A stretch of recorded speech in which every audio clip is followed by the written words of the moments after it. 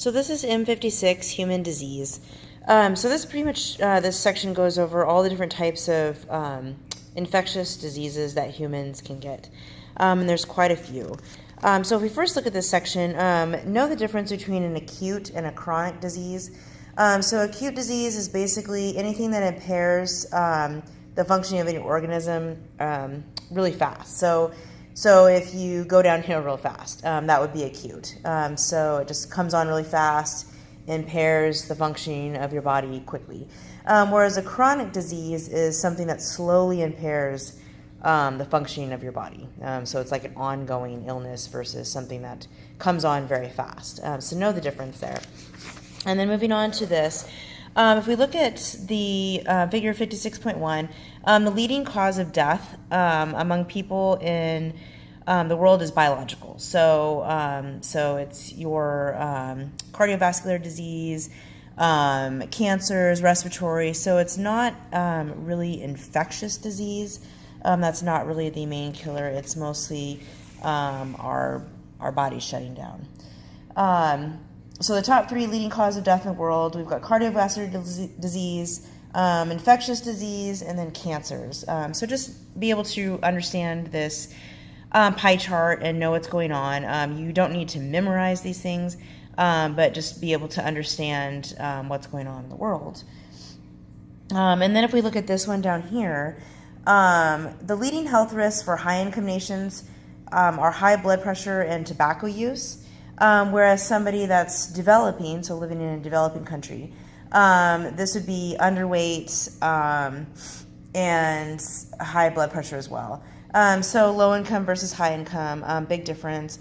High income nations generally are developed nations, and they have significant amount of food.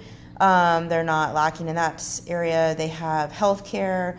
A lot of times with developed nations, it has to be the fact that we are getting too much food and tobacco use. So that's kind of the biggest thing. And then undernutrition and diarrheal functions, problems with low-income nations.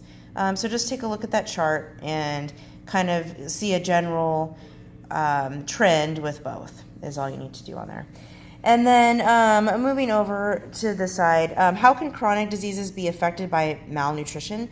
So not getting enough food. What happens with chronic diseases? So that's something that, remember, is slow, affects you very slowly over time. So how can not getting enough nutrition exacerbate that problem?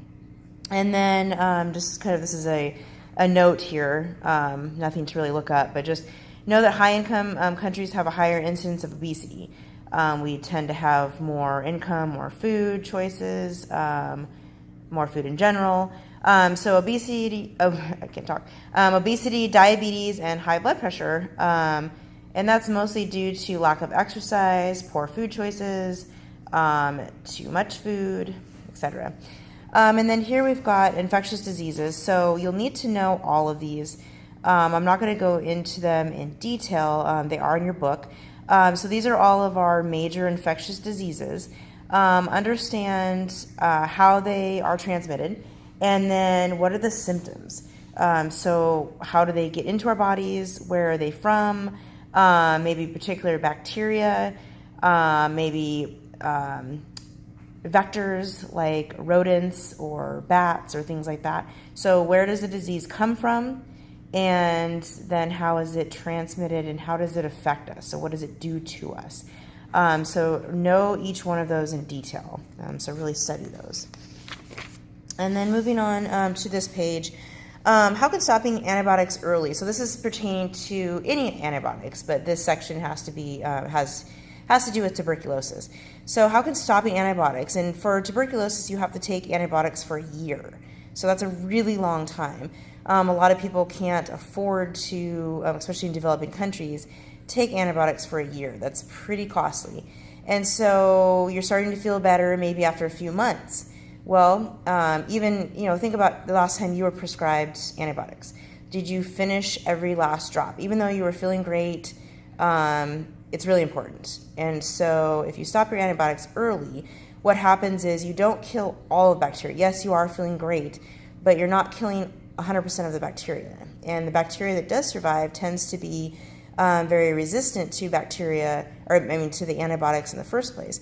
So now what happens is that antibiotics, the strain of bacteria becomes maybe resistant to that antibiotics. And so now what's running around is a strain that maybe isn't quite affected by the antibiotics. And so the next time somebody else is treated or you're treated with the antibiotics, it's not going to be as effective. And then we go down here to emergent infectious diseases. So how are those different? What are emergent infectious diseases? And how are those compared to something that, is traditional, like the plague or tuberculosis or malaria?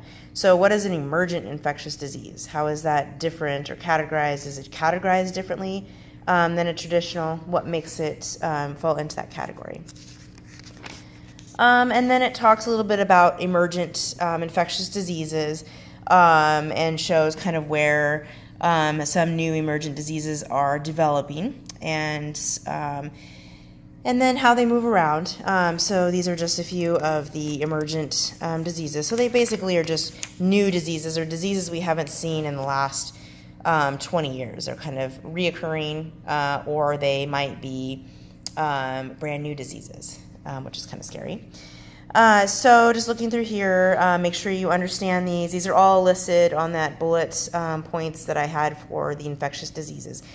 So read through, just be able to maybe make a chart that shows symptoms and how they're transmitted would be my suggestion. That'd probably be the easiest way to study this, is just to make a chart like that. And then as far as the last portion goes here, how can using antibacterial soap, how can that be bad? So like the little hand sanitizers, all of the soaps that we use that are antibacterial, think about what I said as far as the tuberculosis and treating TB or any other disease. Maybe you stop antibiotic use. Now there's more resistant bacteria. Well, does the antibacterial soap kill 100% of the bacteria? The answer is no. And so that bacteria that is left becomes more resistant. And so now we're creating these little superbugs by using these antibacterial soaps and hand sanitizers. So those are really not very good. And they really don't, tests have shown that they don't do really any better of a job than just plain soap and water. And that is not creating superbugs. So that would be my suggestion, and the book's also, is to stop using those. But anyways, so that is it for M56. There's quite a bit of information in this section as far as the diseases go. So I highly recommend making a data table just showing the diseases, where they come from, and how they affect humans. And that's it for M56.